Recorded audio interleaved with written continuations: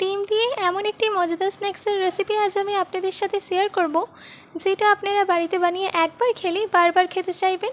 আর এটা বানাতে বেশি কিছু প্রয়োজন হবে না, বাড়িতে থাকা উপকরণ দিয়ে বানিয়ে নিতে পারবেন। তো চলুন বেশি দেরি করব না, শুরু করছি আমার আজকের এই সহজ রেসিপি। হ্যালো ফ্রেন্ডস, আমি পিনু কুকিং পিনুতে আপনাদের সবাইকে স্বাগত। সবার প্রথমে একটা মিক্সি জারের মধ্যে দিয়ে দিচ্ছে 1 মুঠো ধনেপাতা, ধনেপাতার থেকে একটু কম পুদিনা পাতা, 1 ইঞ্চ আদা, 3টে কাঁচা লঙ্কা,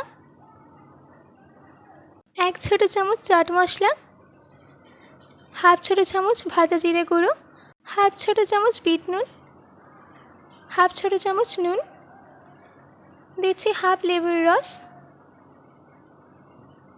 আর অল্প পরিমাণে জল দিয়ে এটার একটা ফাইন পেস্ট রেডি করে নিতে হবে।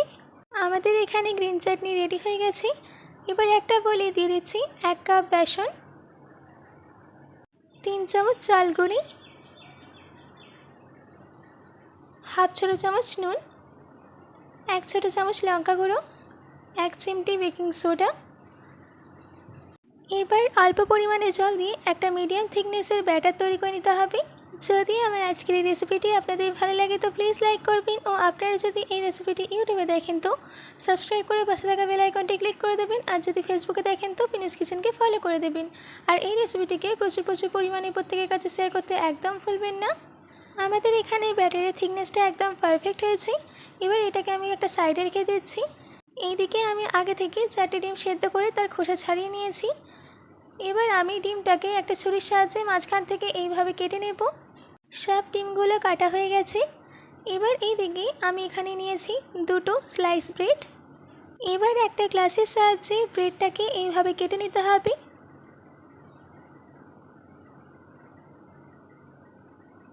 দেখুন আমি 2টো ব্রেডই কেটে নিয়েছি। এবার একটা ব্রেড স্লাইসের ওপর গ্রিন চাটনি লাগিয়ে দিতে হবে।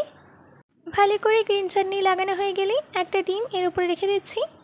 তারপর এই ডিমের উপর ছড়িয়ে দিতে হবে লঙ্কা গুঁড়ো, একটু চাট মশলা।